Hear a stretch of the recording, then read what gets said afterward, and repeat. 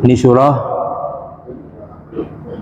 kita kajinya harus dengan perasaan supaya kita bisa merenung dan meyakini apa yang ada dalam surah ini, dan ini bakal terjadi kepada kita semua.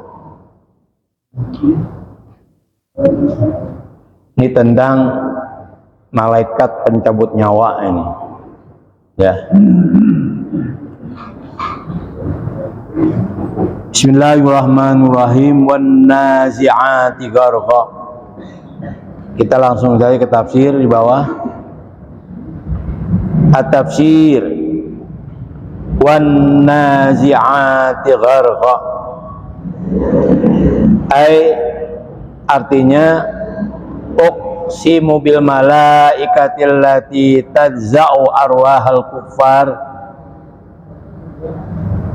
Aku bersumpah dengan malaikat-malaikat yang mencabut rohnya orang kafir. Naz'an baligon, dengan sangat hebat, aqsal ghayah, puncaknya dah.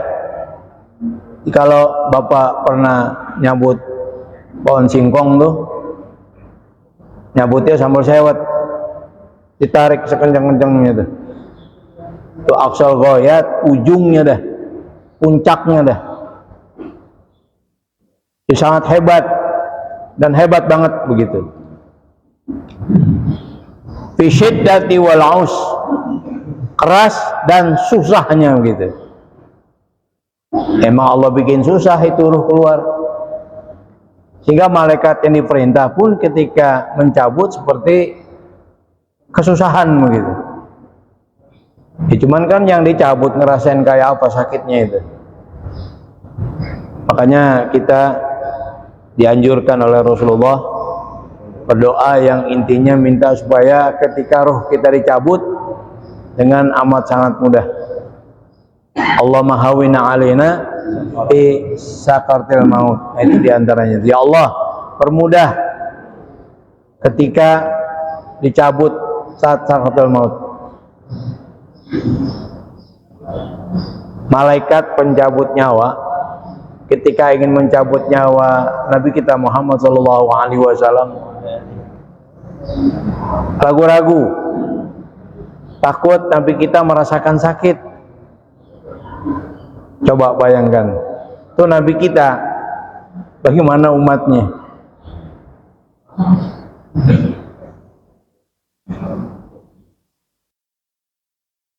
Wan nasyitati nashta, wan nasyitati nashta. Nah, sekarang lain lagi. Ini tentang sumpahnya. Allah bersumpah dengan malaikat.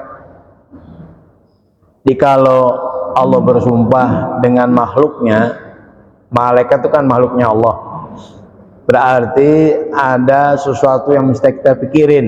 Ada apa dengan malaikat pencabut nyawa dan malaikat yang lain?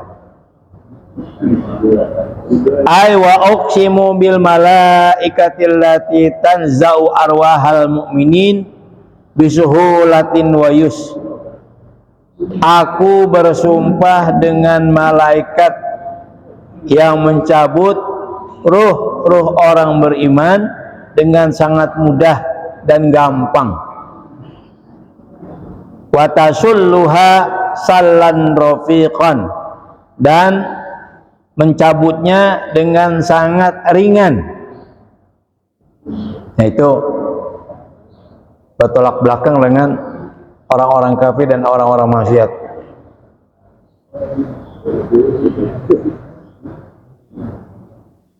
Qala Ibnu Mas'ud mengatakan, inna malakal mauti wa a'wanahu yanza'una ruhal kafir kama yunza'us sufudu.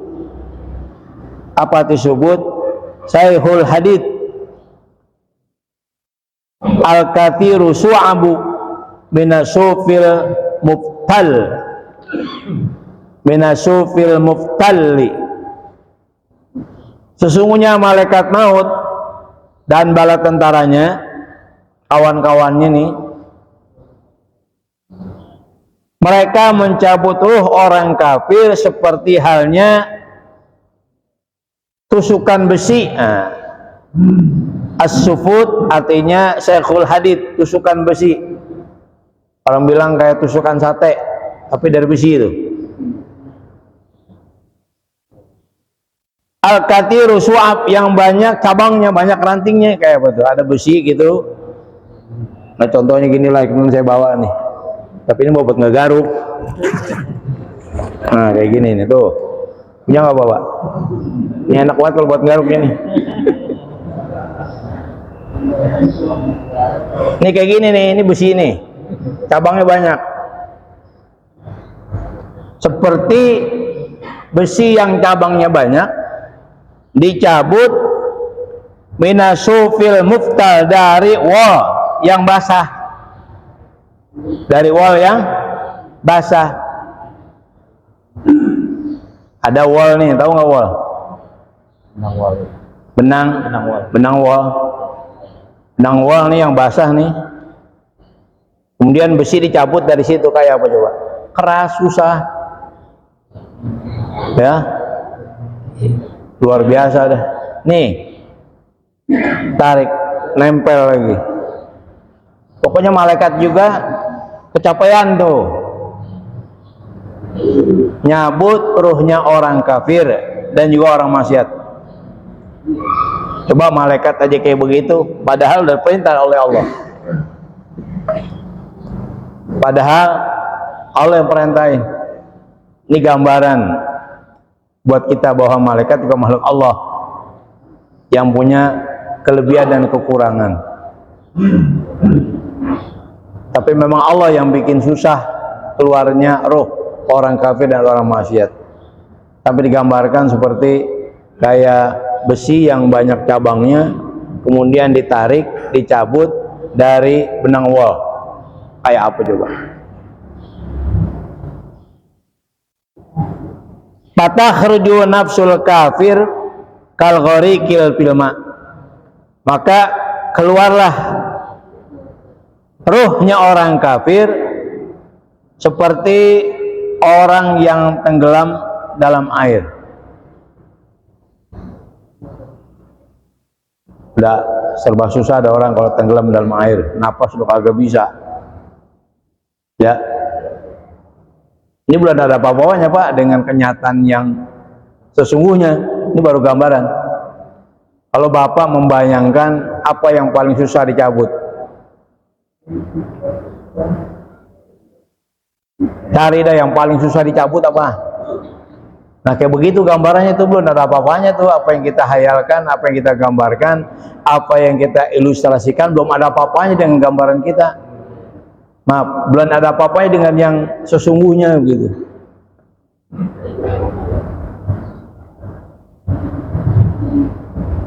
Wa yunza'u ruhul mu'min birifkin walin. Sementara rohnya orang mukmin dicabut dengan amat lemah lembut. Rifkin walin, lemah lembut lah. Pelan begitu, nggak berasa. Wa yaqbiduha, dan malaikat memegang rohnya itu. Kama yunshatul iqalu min yadil ba'ir, seperti halnya ikatan dilepas dari tangan onta. Gampang banget udah. Kalau leher susah kan? Bapak ini punya kambing, punya kerbau, punya sapi, itu tambang dikit leher, agak susah kan nyebutnya. Tapi kalau di tangan gampang gitu. Itu gambaran. Banyak ulama yang menggambarkan tentang bagaimana mudahnya malaikat mencabut nyawanya orang beriman, dan juga gambaran bagaimana susahnya malaikat mencabut rohnya orang kafir dan orang maksiat. Na'udzubillahi min dzalik. Makanya kalau kita baca Yasin ujungnya apa? Wa ilaihi turja'un. Pada Allah bakal kembali. Emang kembali doang. Awal kembalinya berat. Dibilang mati, habis semua persoalan. tapi awal perkara. Orang punya persoalan berat, habis sudah. Tapi ingat, mati itu awal perkara. Kemana aja umur yang Allah berikan kepada kita, itu yang pokok ditanya. Jadi kalau kita percaya Yasin, ujungnya itu wa ilaihi turja'un, biar manusia ingat mati gitu. Kita kalau ingat mati, yang ada kita mawas, semua nggak boleh berlebihan gitu. Terus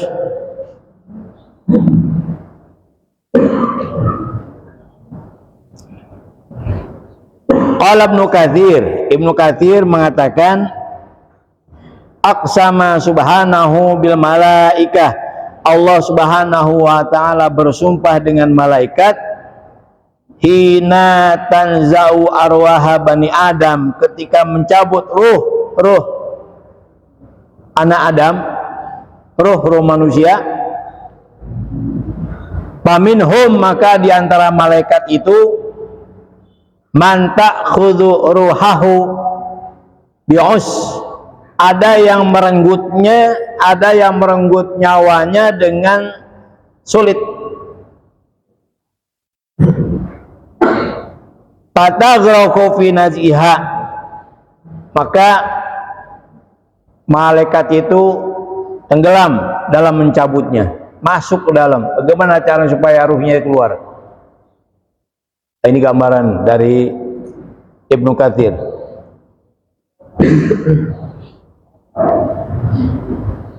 Wa minhum man ta'khudhu ruhahu bisuhulatin, ada juga malaikat yang mencabut ruh manusia dengan sangat mudah. Wa ka'annama hallathu min nasyad, seakan-akan dia mencabut, dia melepasnya min nasyad, karena saking semangat, saking lincah, gesit gitu, gampang banget. Ya, ini gambaran bagaimana mudahnya malaikat mencabut ruh orang beriman yang taat, itu dengan sangat lincah gitu. Paham nggak? Sangat tahu lincah nggak? Kan ada lagunya Janda Lincah. Ya pokoknya udah kagak pusing-pusing dah, udah cabut aja gitu. Hah?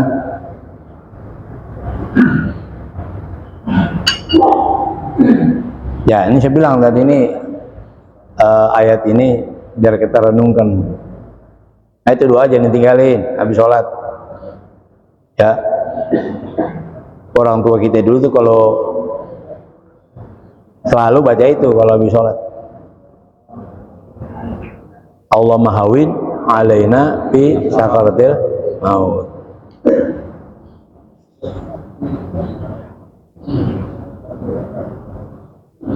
Nah sekarang malaikat lain lagi nih, wasabihati sabha ay wa'ak, ini seakan-akan Allah nih, wa uqsimu bil malaikah, seakan Allah mengatakan aku bersumpah dengan malaikat allati tanzilu bi amrillahi wa wahyi, yang turun dengan membawa perintah Allah dan wahyunya, minas sama'i, dari langit. Kalladzi yasbau fil ma, seperti halnya orang yang berenang di air.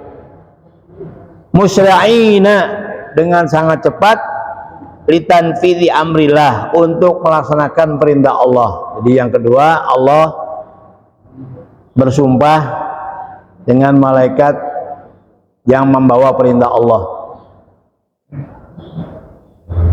Karena malaikat ciptakan untuk taat, nggak pakai mampir dulu malaikat. Beda sama kita, nih tolong sampein undangan, mampir kemana dulu? Tapar, mampir ke warteg, warung Padang, ngerti gak? Malaikat kagak makan, gak punya nafsu. Kata Allah, sampaikan nih, udah langsung sampein, nggak kayak manusia gitu. Ya, bener apa bener? Kalau kita kan suka nyangkut dulu, kadang-kadang kemana-mana ya. Ini malaikat enggak, langsung musra'in, cepet banget, gak pakai ditunda, udah yes saja udah. Oke, yes, sudah, langsung jalan. Perintahnya apa? Gitu. Nggak pakai nyangkut gimana? Itu yang kedua, itu Allah bersumpah dengan jenis malaikat yang tugasnya seperti ini. As-sabiqati sabaqa, ay al malaikatil lati tasbiqu bi arwahil mu'minin ilal jannah. Allah bersumpah dengan malaikat yang mendahulukan ruh orang beriman ke surga. Nah, disuruh buru-buru udah ke surga. Jadi kalau gambaran padang mahsyar kayaknya lama, enggak. Buat orang beriman enggak lama, prosesnya cepat. Ya.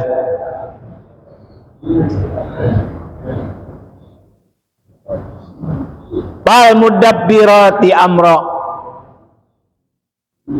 ay al malaikah tudabbiru su'unal kauni bi amrihi ta'ala.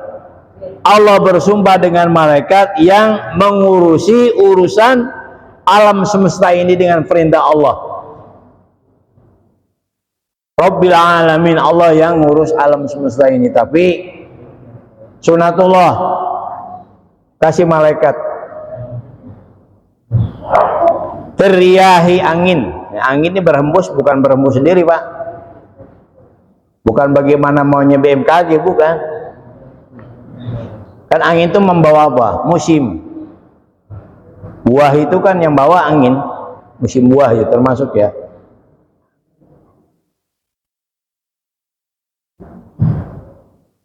Wal amtor, apa? Hujan. Mau kecil mau gede ada yang ngurus. Wal arzak, apa? Rizki. Wal a'mari, dan umur. Kita ini nggak punya peran di sini.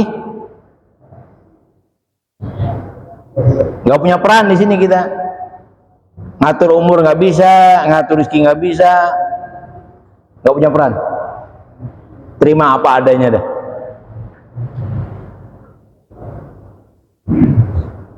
Wa ghairi dzalika, dan sebagainya min su'uni dunia, dari urusan-urusan dunia. Cuma jangan disalahpahami, nanti akhirnya kita jadi apatis, stagnan. Ah, semua juga ada yang ngurus. Pilpres ini yang menang udah ketahuan, Pak, di Lauhul Mahfuz siapa. Cuman nggak ada yang dikasih tahu. Entah mungkin nomor 1, nomor 2, nomor 3, udah ada tercatat di Lauhul Mahfuz, cuman nggak ada yang tahu. Tugas kita ikhtiar, usaha. Itulah makanya kita nggak perlu ribut begitu. Semua bagaimana maunya Allah. Ini ada kitab At-Tanwir fi Isqatit Tadbir, yang nulis seorang wali min auliya Ibnu Athaillah As-Sukandari. Ini udah ngaji, ini udah berat ini.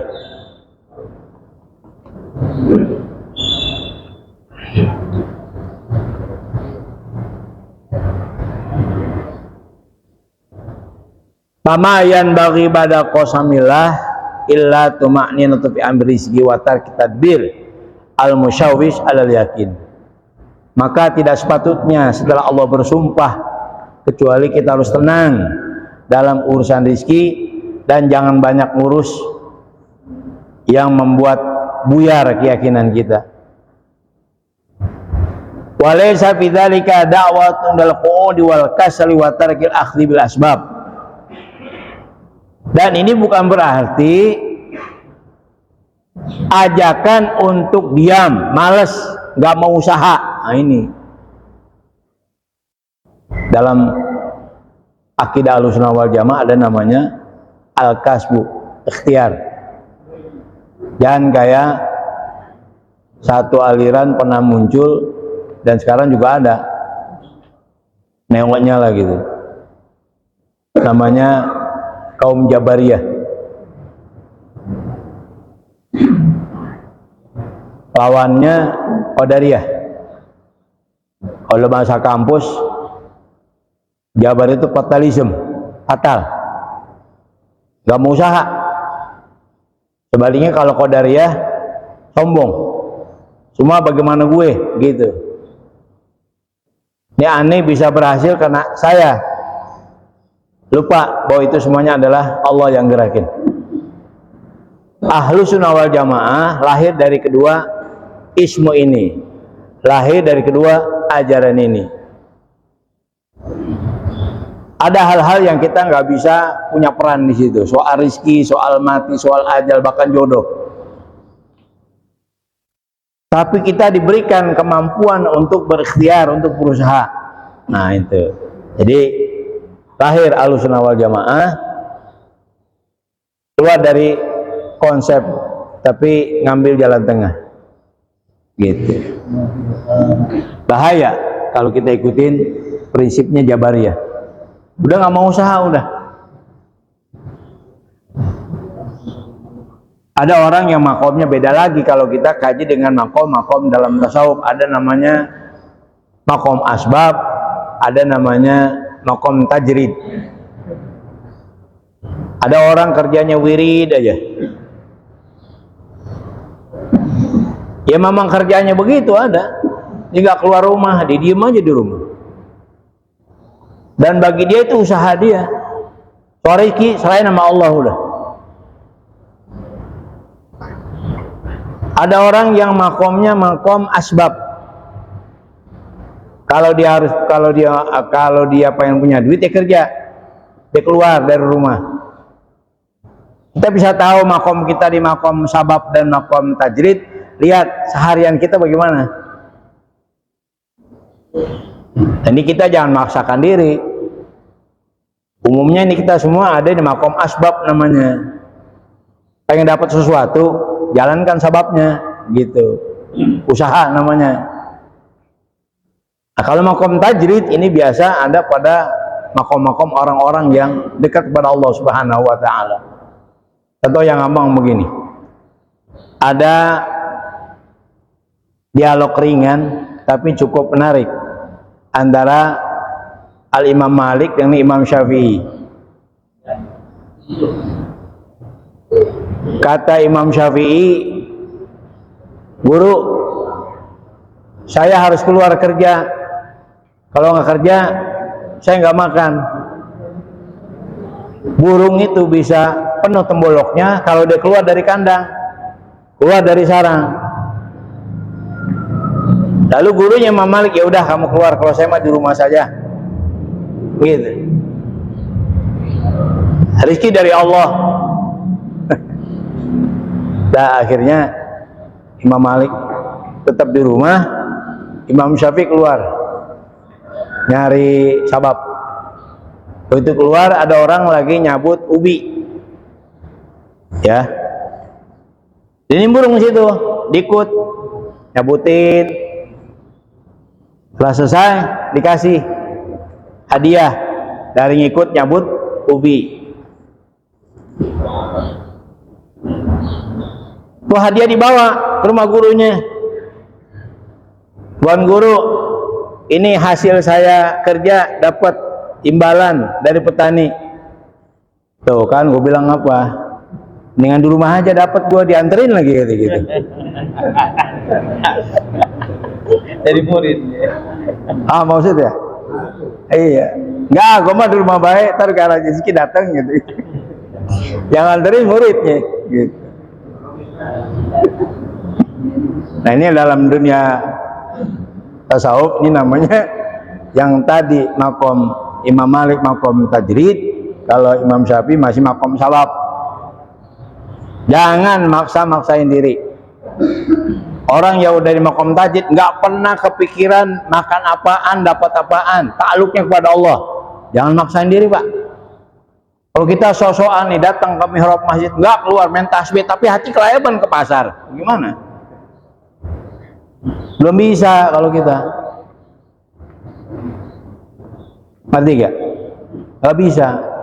Semua ada riyadhah, semua ada olah jiwanya, semua ada tahapannya gitu. Itu riyadhah tuh namanya.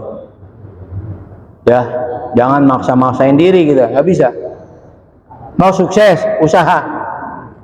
Serahin nama Allah. Nah, supaya nggak ada frustasi nanti begitu. Ini cakep ini. Jadi pengertiannya bukan ajakan untuk duduk bertopang dagu, males dan tidak usaha. Idil asbabu yadullah al-mabsutah, sebab sabab itu adalah tangannya Allah yang terhampar. Jadi kalau kita berusaha,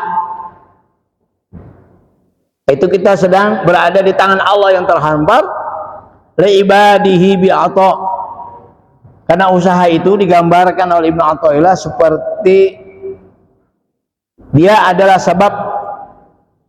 Idil asbabu yadullah, sabab itu adalah tangannya Allah al-mabsutah yang terhampar, al-ibadi untuk hambanya. Ayo semua disuruh usaha sama Allah.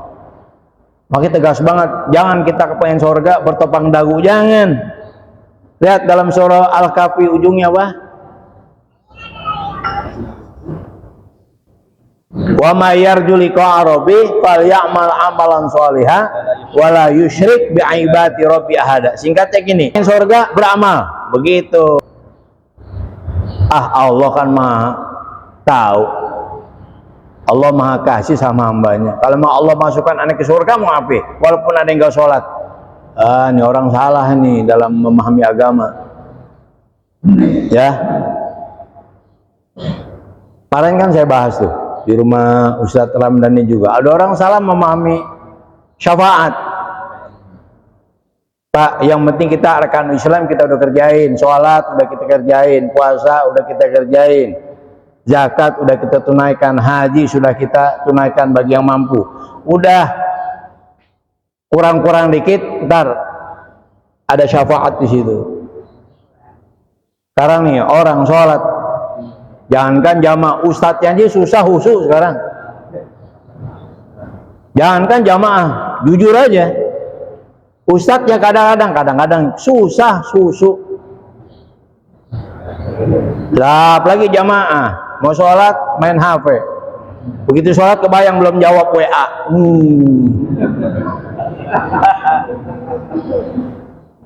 Apalagi ada orang mau ngasih duit, wah ribet itu pak urusannya. Pak kirim gak nih duit? Allahu Akbar, kirim. Kacau lah sekarang. Paham? Yang penting kita udah sholat, nggak khusyuk, bahkan ada ria-ria dikit, kita udah usaha namanya. Tuh siapa tuh kayak nambel kain bolong. Sekarang bapak apa yang mau ditambel? Kalau kainnya kagak, datang ke tukang jahit, Pak tambelin Pak. Apa yang mau ditambel? Kainnya kagak punya. Jadi kalau kita sholat, namanya kita punya modal, namanya ada kainnya namanya. Bolong-bolong dikit, gak khusyuk, ada ria-ria dikit, itu tugas syafaat nanti tuh. Puasa udah kita jalani walaupun gurutu mulu, baru jam 9 udah ngeliat jam udah. Perasaan masih lama banget ya maghrib. Lah baru jam 9 dan udah ngintip jam. Kayak dulu kita masih kecil, puasa cuma 2 jam. Iya, habis subuh tidur kolong balik. Bangun jam 12. Udah. Buang sholat zuhur tidur lagi. Bangun jam 6. Man 2 jam. Dulu tulisannya doloe lagi. Dah, seterusnya ada haji gitu juga. Saya bilang sekarang rukun umroh bukannya 6, bukannya 5, 6. Apa rukun umroh? Niat, tawaf, sa'i, syukur, tertib. Yang 6 selfie. Nah itu. Paham nggak? Ente lagi ngapain di Mekah? Ane lagi tawaf nih tuh, lihat tuh. Ayo dah. Ya tergantung hati kita. Kalau niatnya ikhbar, insya Allah bukan ria. Tapi kan tipis antara ikhbar atau ikhbar gak? Memberitahu informasi dengan kepengen dipuji, tipis bedanya, gitu aja. Yang kurang aja lagi sholat, lagi sujud. Mbak, lah ngapain mbak di Mekah? Bapak lagi sujud nih, jangan ganggu. Parah itu mah. Udah, intinya ginilah. Yang penting tugas kita udah lakukan. Utamanya al-kasb, usaha namanya. Jangan ngandelin syafaat tapi nggak punya modal. Modal kita udah ada, sholat kita nggak tinggalin, puasa kita nggak tinggalin, zakat kita tunaikan, haji buat yang mampu atau umroh kita lakukan. Udah insya Allah yang begitu yang dibaca itu. Wal habibul ladzi turja syafa'atuhu.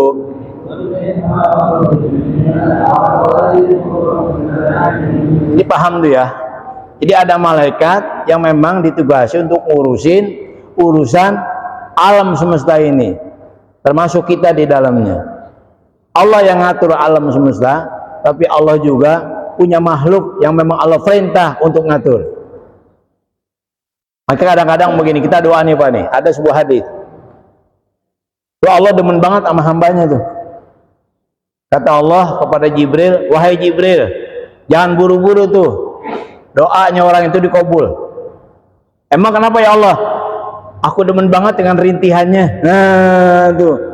Barangkali kita di sini kali ya. Makin mewek, makin merintih, ada suka sama dia tuh. Jadi kalau doa kita yang dikabul bukan gitu, Tuhan sayang sama kita, kali begitu. Paham enggak? Coba tuh, kan Allah yang mengabulkan doa, tapi Allah perintahkan Jibril. Jangan buru-buru tuh. Tuh doa orang itu dikabul. Emang kenapa ya Allah? Gue demen banget sama doanya. Tuh, coba. Harta yang kita pinta kalau dibandingkan dengan sukanya Allah, hebatan mana coba? Gak ada harganya. Jadi jangan curiga sama Allah, jangan suudzon. Mulut udah orang kampung bilang udah jadur apa? Doa udah, mulut udah pada doer gitu. Gak boleh. Kalau kata hikam dalam Ibnu Athaillah dan hikam, bahwa dominal ijabah la yakun ta'akhuru amadil atha ma'a ilhahi fidwa mujiban liyasika. Kata Ibnu Athaillah begitu dalam hikam. Jangan sampai keterlambatan Allah mengabulkan doa kamu padahal kamu sudah sungguh-sungguh berdoa membuat kamu jadi frustasi. Jangan. Itu namanya suudzon sama Allah. Kenapa? Bahwa dominalakal ijabah, Allah jamin, Allah ijabah doa kamu dengan catatan dua, fil waqtil ladzi yakhtar, pada waktu yang Allah pengen, tafil ladzi takhtar, bukan pada waktu yang ente pengen. Fil waqtil ladzi yakhtar, pada waktu yang Allah pengen. Wa fi ma yakhtar, pada sesuatu yang Allah pilih, wa bukan pada sesuatu yang kau pilih. Nah itu tauhidnya orang berdoa tuh. Ya, tauhidnya orang berdoa ini. Pada waktu yang Allah pengen, bukan pada waktu yang kita pengen. Pada sesuatu yang Allah pengen, bukan pada sesuatu yang kita pengen. Kita pengennya ini, ternyata Allah kasih. Kadang-kadang bukan gak diijabah, dialihkan dengan hal yang lebih bermanfaat buat kita. Mungkin kita belepotan dosa, kita udah minta, ternyata bukan itu yang Allah kasih. Allah hapus dosa kita. Jangan suudzon sama Allah. Atau kadang-kadang dialihkan nih orang nih bakal kena jahat orang, tapi berkat doa, padahal mintanya semalam apa? Motor uang ewu gitu. Ya Allah kirimin dong motor Tiger 2000 gitu kan. Ternyata dapatnya beda apa? Ada orang mau buat jahat, Allah alihkan. Itu doa juga namanya. Jadi jangan ngatur Allah tuh. Pal mudabbirati amro. Sampai malaikat, sampai Allah bersumpah. Pal mudabbirati amro. Al malaikah tudabbiru syu'unal kaun bi amri ta'ala. Allah bersumpah dengan malaikat yang ngurusin keadaan-keadaan alam semesta ini dengan perintah Allah. Termasuk malaikat kan makhluknya Allah, diperintah untuk ngurus. Kayak contoh, kalau dulu waktu kita ngaji diterangkan sama guru kita, ada namanya malaikatul muqarrabin. Itu malaikat muqarrabin itu ngurusin para pelajar, ya, yang ngasih pemahaman, yang ngasih pendekatan gitu. Itu ada yang ngurusin bagaimana supaya jamaah murid itu paham. Itu tugas malaikatul muqarrabin namanya itu. Makanya kita doa wa ilhamal malaikatil muqarrabina gitu ada. Bukan ustadz yang memberikan pemahaman, dia hanya sabab. Ada malaikat muqarrabin yang memasukkan ke dalam hati kita sehingga kita memahami omongan tuh ustadz gitu. Paham nggak? Itu mudabbir namanya. Akhirnya guru saya dulu ngomong kalau ngaji jangan pindah-pindah tempatnya, harusnya jatah lu dia. Ada orang ngaji pindah-pindahan mulu gitu kan. Bah, itu diantara adab ngaji katanya. Ya, ada malaikat muqarrabin datang ke tempat itu, ente pindah, ya dia yang dapat begitu. Tanya omongan guyon atau apa, sampai sekarang saya nggak dapat dalilnya. Tapi karena guru yang ngomong, udah saya patuh aja. Kalau sekolah, udah tempat saya itu aja udah. Bangku sekolah terutama, ya gitu. Ngaji, ya udah di situ aja. Tempat kita di situ jangan pindah-pindah. Nah, tapi ini mungkin nasihat yang bagus ya. Ya kalau guru yang ngomong udah kita ikutin aja udah. Dah, terus dikit lagi ya. Mana tuh? Aqsama subhanahu bihadil apa? Aqsama subhanahu bihadil asnafil khamsah. Allah Subhanahu wa taala bersumpah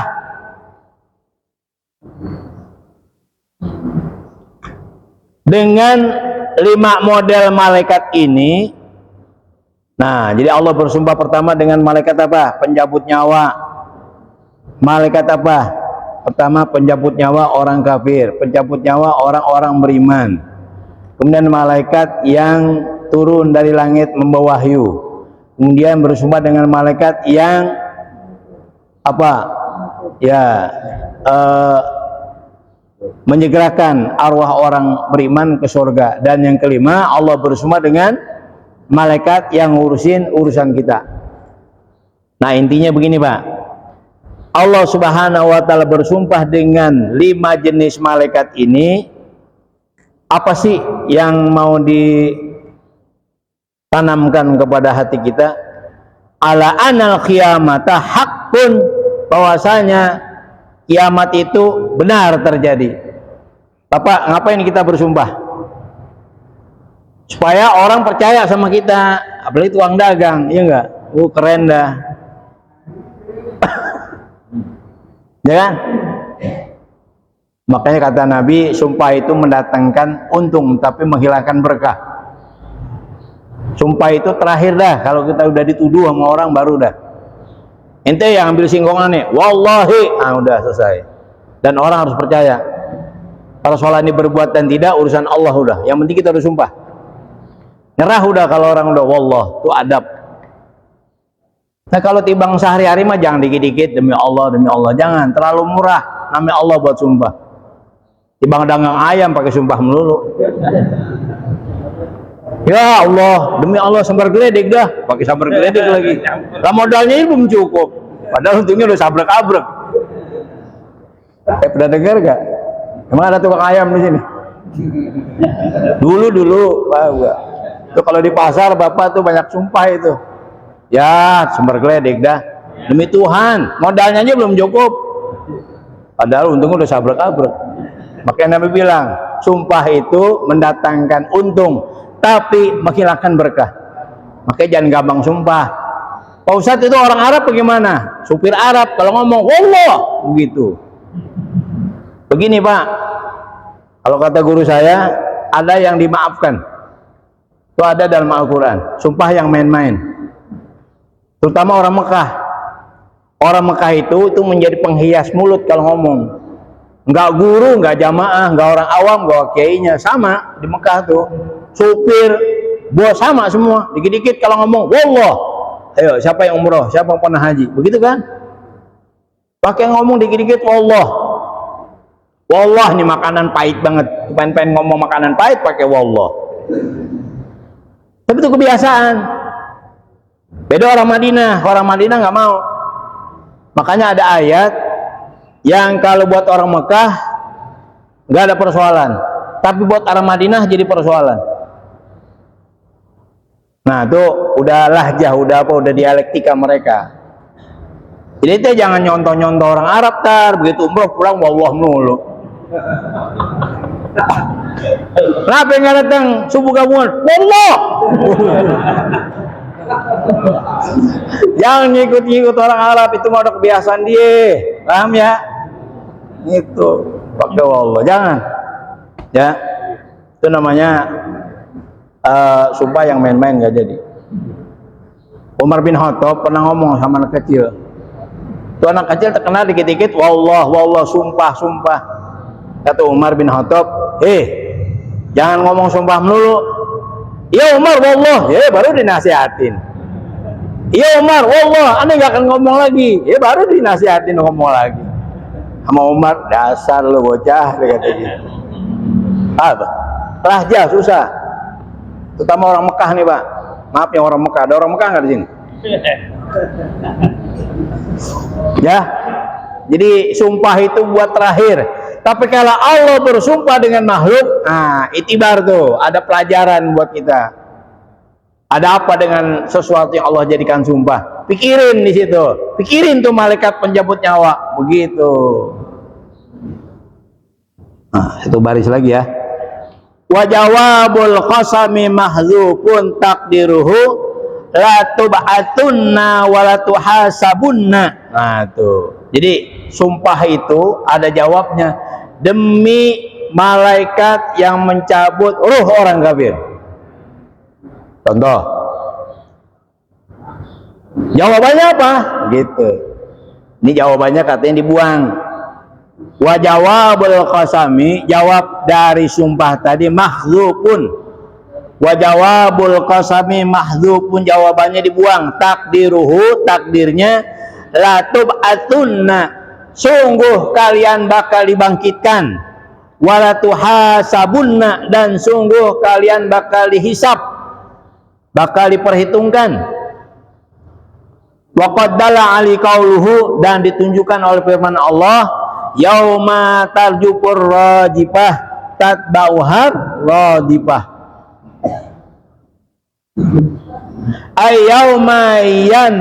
Ayauma yunfahu fisur. Itu agak lengkap dikit ke bawah, di bawah ayat. Apa yang mananya rajifah dan ya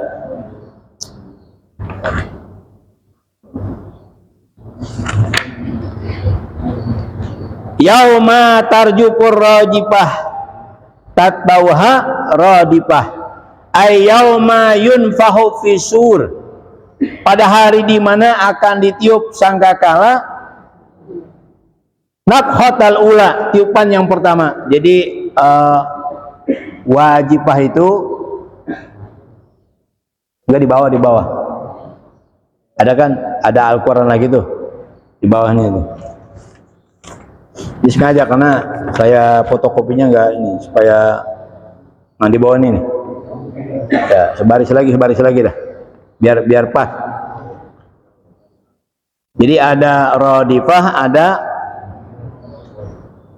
ada wajibah. Apa bedanya? Yauma yunfahu fisur, pada hari di mana ditiup trompet atau sangkakala. Anafhatal ula, tiupan yang pertama. Allati tartajifu wa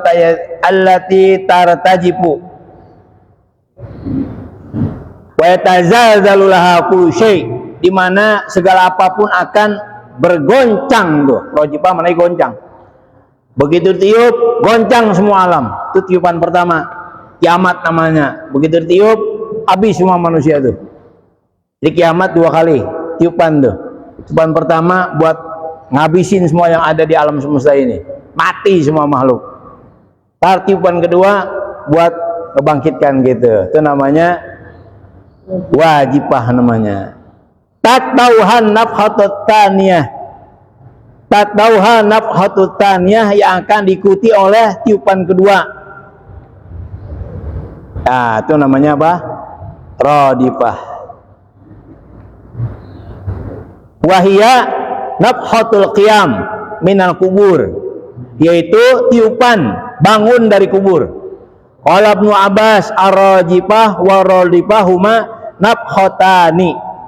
Rajifah dan radifah keduanya adalah tiupan. Al-ula wa tsaniyah, yaitu tiupan pertama. Al-ula wa tsaniyah, yaitu tiupan pertama dan kedua. Amal ula, adapun tiupan yang pertama, patumitu kulla syai'in, maka akan mematikan segalanya. Bismillahi ta'ala, dengan izin Allah. Wa amat tsaniyatu, adapun tiupan yang kedua, patuhyi kulla syai'in bismillahi ta'ala, maka akan menghidupkan segalanya dengan izin Allah Subhanahu wa ta'ala. Wallahu a'lam bishawab. Ya, jadi intinya wa ilaihi turja'un, kepada Allah kita bakal kembali. Bukan cuma kembali doang, awal kembali yang berat ketika dicabut ruh kita. Ya, kita minta supaya Allah cabut ruh kita dalam keadaan husnul khotimah dan mudah. Apa doanya tadi? Allah mah, coba apa aja? Allah mahawin alaina bi sakatil maut. Jangan lupa ya, baca doa itu habis sholat. Demikian, mudah-mudahan manfaatnya terutama buat saya sendiri ya. Ini ada tokoh masyarakat